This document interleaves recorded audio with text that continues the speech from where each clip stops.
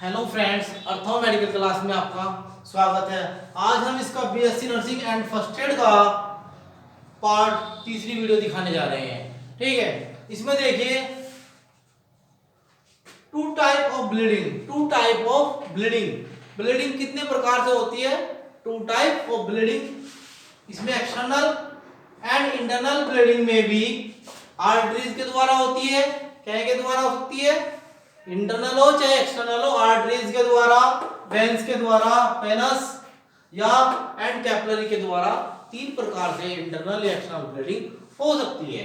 इसमें है external bleeding या इंटरनल। एक्सटर्नल ब्लीडिंग में भी तीन तरह से हो सकती है, आर्टरी के द्वारा, वेन्स के द्वारा और कैपिलरी के द्वारा। इसी प्रकार से इंटरनल में भी ब्लीडिंग तीन प्रकार से होती है, आर्टरी के द्वारा, वेन्स के द्वारा, कैपिलरी के द्वारा।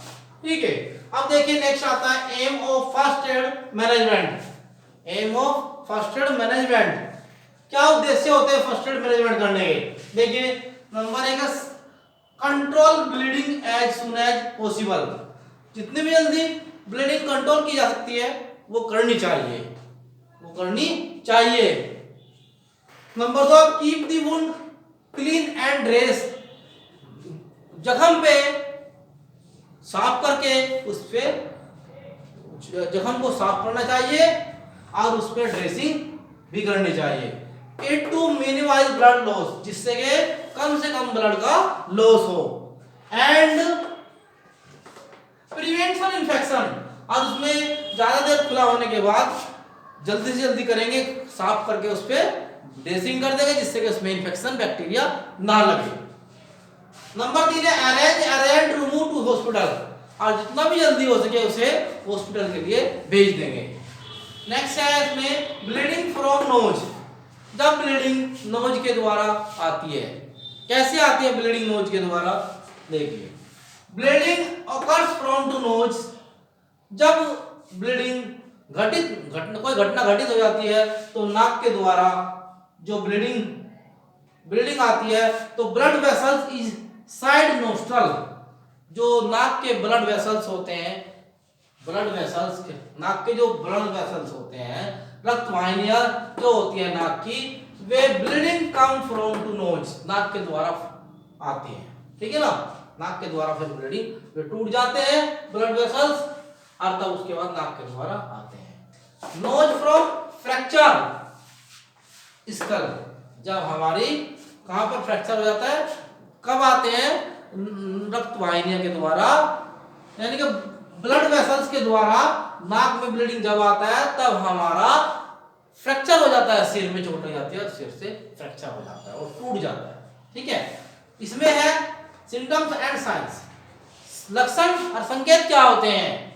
देखिए इसमें मॉडरेट मध्यम ब्लड फ्लो जो बहता है फ्रॉम नोज, नाक से, तो इफ स्केल फ्रैक्चर ऐसे कब होता है? जब मस्तिष्क में फ्रैक्चर आ जाता है, इट मिक्स हो जाता है और मिक्स ब्लड हो जाता है, and clear watery and cerebrospinal fluid, क्या होता है? मस्तिष्क में द्रव्य आ जाता है। ठीक है, कम्स। अब इसका ट्रीटमेंट क्या होता है? देखिए नाक के द्वारा जब ब्लड आता है उसका ट्रीटमेंट क्या है? एडवाइज हिम, क्या करते हैं?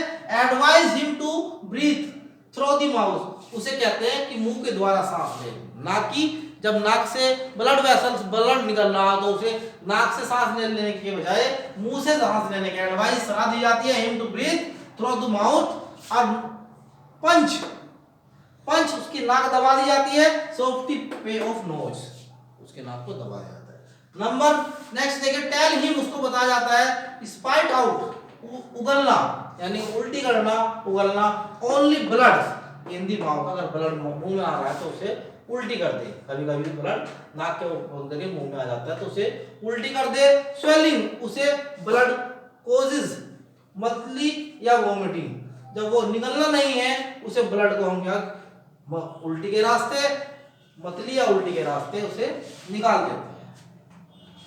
इफ 30 मिनट्स ब्लीडिंग परसिस्ट, यदि 30 मिनट तक ब्लीडिंग बंद नहीं होती है, कितने तक? यदि 30 मिनट तक ब्लीडिंग बंद नहीं होती है तो सीक मेडिकल एड, तो उसे मेडिकल फर्स्ट एड की सहायता मांगनी चाहिए।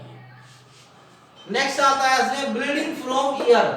जब कान से ब्लीडिंग आती है तो क्या कारण होता है कान से ब्लीडिंग आने का, देखिए these occurs during skull fracture, repute of ear drum.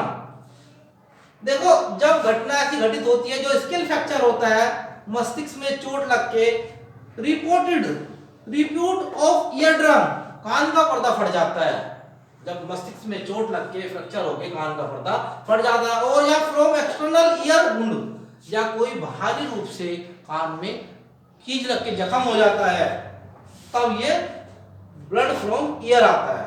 Symptoms and science, क्या लक्षण और संकेत हैं, देखिए if from to eardrum, कान का जो पर्दा होता है, यदि कान का पर्दा फट जाता है, यदि कान, देखो जब क्या ये लक्षण में क्या होगा, if from to ear drum, यदि कान में, देखो क्या होगा, यदि ईयर ड्रम में क्या हो, यदि कान के पर्दे में पेन इनसाइड टू ईयर, कान के पर्दे में यदि दर्द है, डिफनेस या बहरापन हो गया हो, या moderate flow of blood from to year, यदि मध्य फ्लो ब्लड कान से चल रहा है। If from with in scale, जब क्या होगा, देखो with from with in scale, जब दिमाग में चोट लग गई हो तो क्या होगा, हिस्ट्री इंडिकेट करते हैं स्किल फ्रैक्चर, कहीं इसका दिमाग में स्किल, कोई फ्रैक्चर तो नहीं होगा, या हार्ट इंजरी तो नहीं हो गई है, उसके कारण भी हो सकता है, या हेड एकन भी, दर्द भी हो सकता है।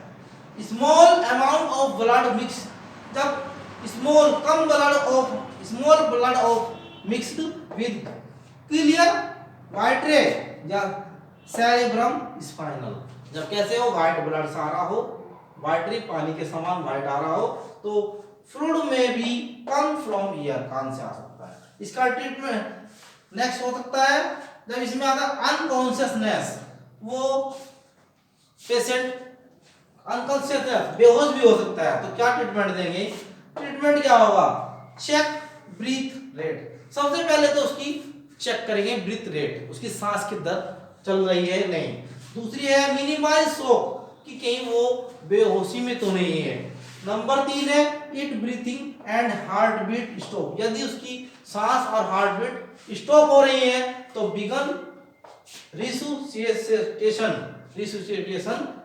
ठीक है, इमीडिएटली, तो उसे क्या करेंगे, रेस्पिरेशन सीपीआर देंगे, उसे क्या करेंगे, उसका सांस को चालू करेंगे और एंड रिमूव टू हॉस्पिटल, और हॉस्पिटल वीडियो से भेज देंगे। नेक्स्ट पॉइंट है ब्लीडिंग फ्रॉम माउथ, 4 वीडियो में।